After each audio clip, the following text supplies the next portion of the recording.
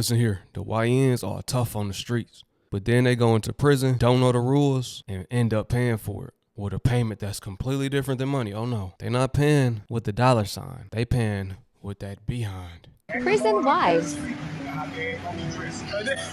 Getting turned out in prison? Let's speak on it. There's guys who come off the streets as cold-hearted unalivers, as high-ranked, well-respected organization members, or even big-time money-getting D-boys that go to prison for a long sentence, like 20 plus years, maybe a life sentence, that eventually turn into somebody's girlfriend. They trade in their state blues for a makeshift dress made out of a state blanket. I'm not discriminating against anybody's belief system or their preference. Hey, that's your choice. I'm just stating the facts that there is people that act a certain way on the street and then come to prison and show their true colors. In some prisons, they won't tolerate stuff like this. They'll get that person straight up out of the section. In other prisons, they seem to not mind it and let them hang around and who knows what with them. To avoid any of these scenarios, all you have to do is not get in trouble and not go to prison. Stay free, y'all. I heard this. In prison, that's normal for them to mess around with each other. Even if they got a wife or a girlfriend on the outside world, they'll do that while they're locked up and they don't consider that homo. Some prisons, they consider that a part of the stay. Now, if you've been to jail, y'all let me know if that's accurate, but that's what I've heard. They'll come out of jail and get them a girlfriend or go right back to their girlfriend or their wife,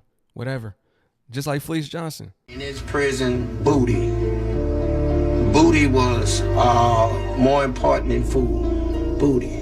A man's butt. Or do you even care what kind of booty it is? No, man. Booty was more important than water. Booty, having some booty, was more important than drinking water, man. Yes. Yeah, it was, man. I'd rather have booty than fried chicken. Y'all all know about Fleece. He got a wife right now. And she know about how he was getting down, getting passed around, or passing them around, because he was doing the passing, to be real. Someone who I'd been incarcerated with had been manipulated into changing his sexual orientation, and it happened in the way you would least expect it. Now, a lot of times, this is not by choice. These people go in there, and they get manipulated into being turned out. Y'all probably wondering, how is that possible? This next story is going to tell y'all how. I was out in the dorm playing poker and boom, the doors pop and a new guy walks in. Now in this particular dorm, there was a ritual. Some guy, when a new guy walked in, would scream out, "Hey, that's the guy who stole my lawnmower." This guy had already had the deer in the headlights, I can't believe I'm in here type look on him, but as soon as he heard that, all bravado went out the window. 20 seconds after coming in the dorm, the sharks are already on him. And what they're doing to him now is what I like to call soft extortion.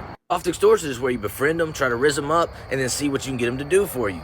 For instance, "Hey man, will you spray this while we smoke? Hey man, can I borrow a soup?" Etc, etc. And when I say this poor guy didn't stand a chance, I mean, man, he was cooked. Now before I get a comment like, "Drake, why didn't you help him?" You can't help these guys. Your life depends on it. Now with that being said, if I'd known this guy from a previous encounter or maybe out in the world, I'd have put him up on game, but I didn't. So as the days and weeks progressed, this guy evolved from do boy to sex boy. Now I'm not going to say he deserved it, but I'm not going to lie and say he didn't, because what he did to accelerate this progression was completely on him. So one day this man sits down at the poker table and they're like, "You know how to play?" He's like, "Yeah, I need credit."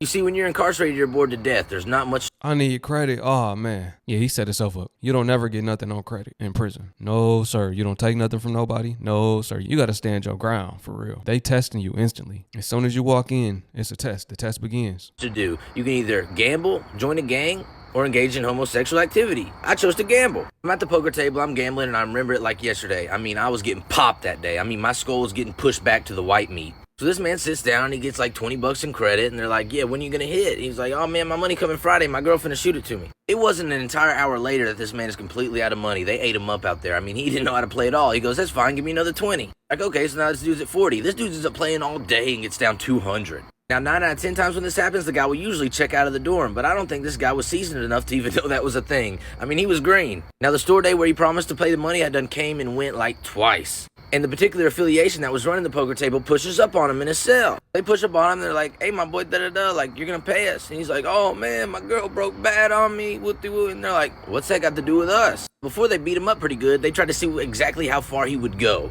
So they had this man washing their underwear, cooking food for him, shaving off his eyebrows. I mean, they had him doing everything. Now, this is the part of the story where the sexual immorality begins to start. This man got broomsticks pretty good. And if you don't know what broomstick is, use your imagination. You're putting a broom where it's not supposed to go. They were really being gentle with him because they didn't break it off inside of him, but that's where the...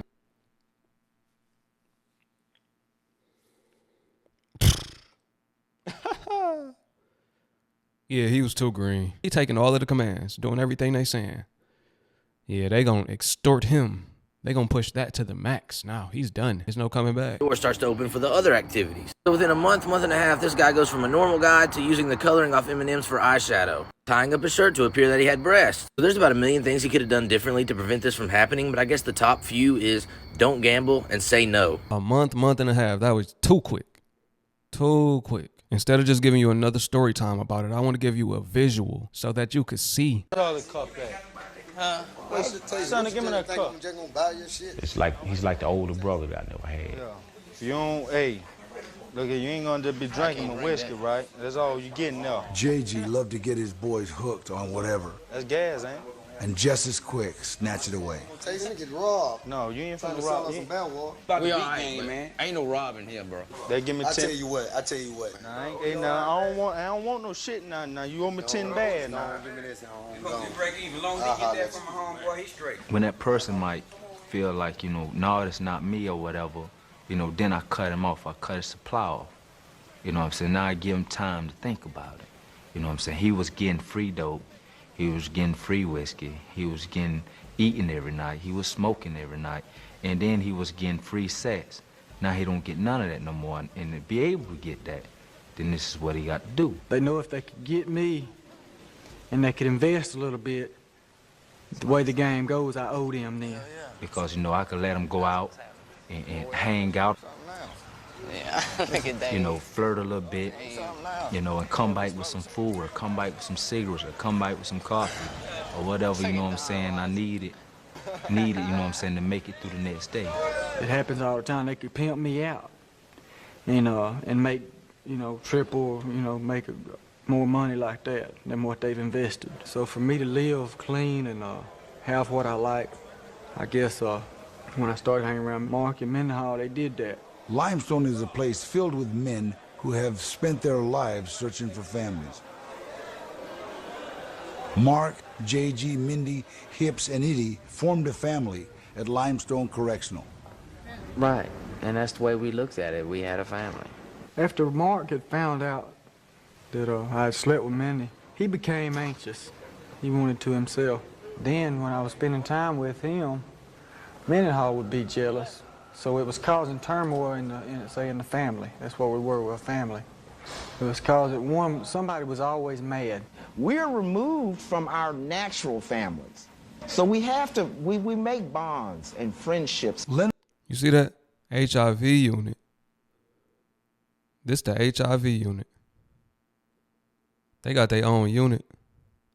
I guess you got to separate them, right? They make an investment. They call it an investment. So they front you. They will front you something. That could be drugs, whatever, right? Then they gonna want it back, and they know you don't have a way to pay other than the one way that they really want you to pay in, It's predatory, true manipulation at its finest. Leonard Singletary, an inmate confined to the HIV ward at Limestone, has watched makeshift prison families come and go over time. We're closer than a lot of families on the street. We live together, we sleep together, we shower together, we use the bathroom together. Most families can at least close the door.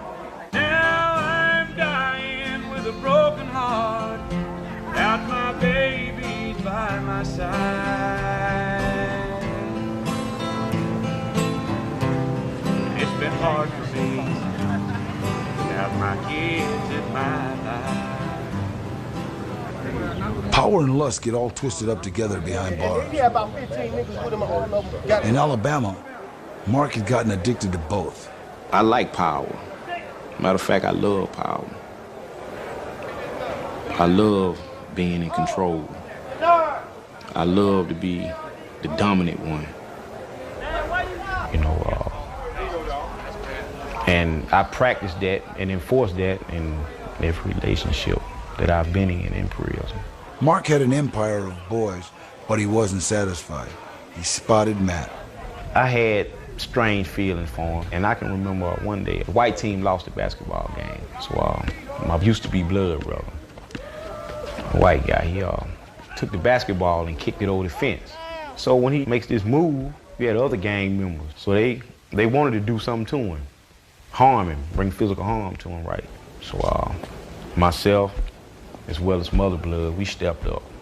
Without us, they would have probably killed him, slaughtered him. He should have understood the love that myself as well as others had for him. And he a blood now, mind you, he a blood now. He came in there a gangster. Now look at the life he living.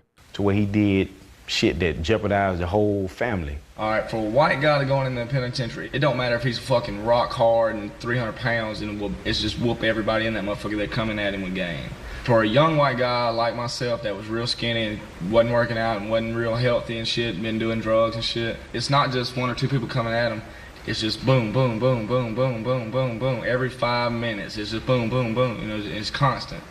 They either want you for your money or your ass won.